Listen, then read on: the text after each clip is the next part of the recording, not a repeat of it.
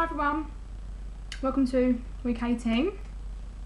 So this week, I've got quite a few, I've got them written down this week. As I keep like kind of forgetting and going like, so I'm gonna be a bit better this week. So first of all, I've had a lot of spots. I've still got the spots. There's always a new one every day, like a tiny little one, like, and it's like, not just like a bit red, it's like the proper like white. Like, and I get them all over my face, all little ones over my face. So lots of spots. Dry skin's still there. It's still quite a lot around my nose, more than anything else.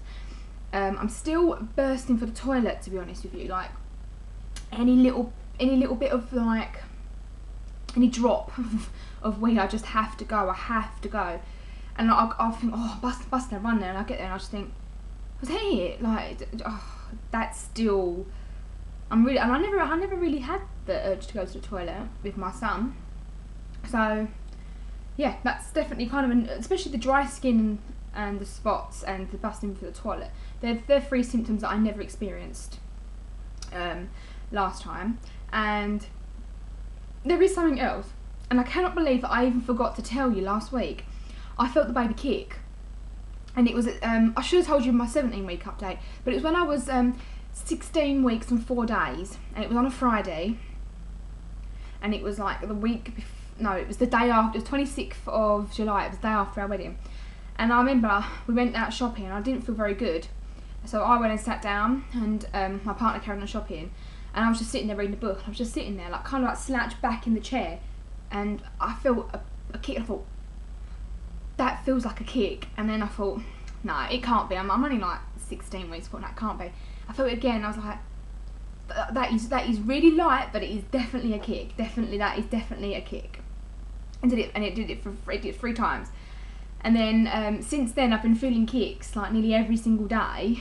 Especially the last almost a week I've been feeling kicks every day, at least a week now. But since then I was feeling, and they're getting stronger and stronger and stronger. And then yesterday, today I'm 18 weeks. Yesterday I would have been like 17 and 6 days, however people count it. I was 17 and 6 days, and I felt a proper strong kick, like a real strong, and I thought, oh yeah, that was definitely the start of things. But I can't believe I can't even just believe I didn't even tell you last week. Tired, I'm still tired. That's still a symptom that's there. It's been there since I found out, and it don't look like it's going anywhere anytime soon. I am actually on thyroxine as well, so I mean, if I need a bigger dose, sometimes, I mean, that can make you feel a bit tired. It's the sciatica. I've still got sciatica, and it's only if I'm bending, like if I'm brooming up, if I'm like sweeping up, and I'm in that position, that bent over position for a long time sweeping up, then when I stand up, I'll think, oh, that's it, shoot. And it takes me a long time to get up straight. I'll be bent over for a little while, going like, trying to get up, like, oh, then I'll shoot down my back. So I've still got the sciatica, and it definitely gone this time. It was definitely gone by this time when in my last pregnancy. So I don't know if that's something that's going to stick around. I mentioned, if any of you have seen my gender prediction, my old wives' tale gender predicting, I said in there that I was losing my eyelashes, and that's something else that I'll talk about. It's mainly on my right eye. I've noticed that like I've lost quite a few eyelashes. Like when I put my mascara on, I've noticed that it's not really standing up like as tall and as long as they did. Because I have got quite long eyelashes. If I just like, I'll show you if you can see, I've got quite long eyelashes, but like just in the middle, like about like here, they're just not as long as the outside. I've just lost a few eyelashes. There is another one that's quite embarrassing, but you know, this is a pregnancy vlog, and I'm sure every other pregnant woman would be talking about the same thing. And even if they don't, they're all thinking it. Well, as soon as I say it, they'll all be like, oh, me too. I'm a little bit constipated. I know it's a little bit too much information, but yeah, you got to say it, because you know, if someone comes along, if someone stumbles across these vlogs and they think, you know, is that a normal thing, and they're too embarrassed to go to their doctors, and they hear that someone else has got it as well, they'll be thinking, oh, you know, ain't an uncommon thing. But yeah, I've definitely got that. I did say weeks ago that my boobs were still sore, and for a few weeks I haven't been mentioning it, but they are still quite sore. They're not as sore as they was. They're definitely easing up now. My boobs didn't hurt with my son, and I think they stopped hurting by the time I was about 12 weeks or so. And then when I hit 16 weeks, I had my boobs started to leak a bit of colostrum, but I don't seem to have this time. I had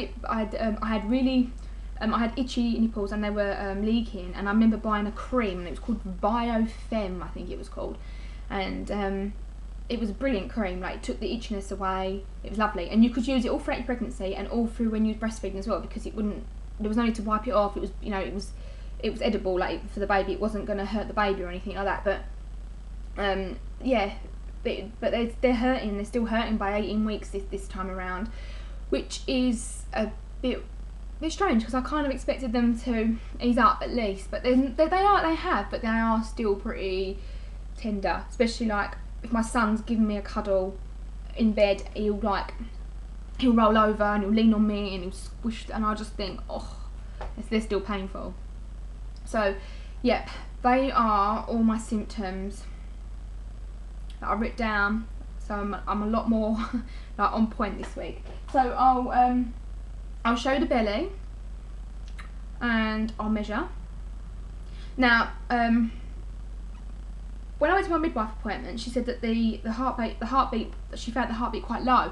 So all the stuff at the top, all this, you know, this extra padding at the top there, just must be like either me accommodating for the baby or left over from my last pregnancy or something like that. But there is another thing as well. My belly button is slowly starting to pop out. I've always had a very deep belly button, and it's starting to pop out. So you will see it. You will see it. Let me lower you down, because you're not going to be able to see the belly otherwise. So I hope it ain't too long, this vlog for you guys. Okay, so I hope you can see it, because I can't see this far away. So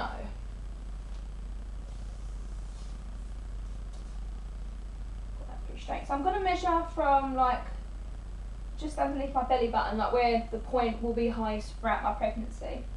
And I can't remember what I was last week. Was I 36 or 36 and a half? But this week I am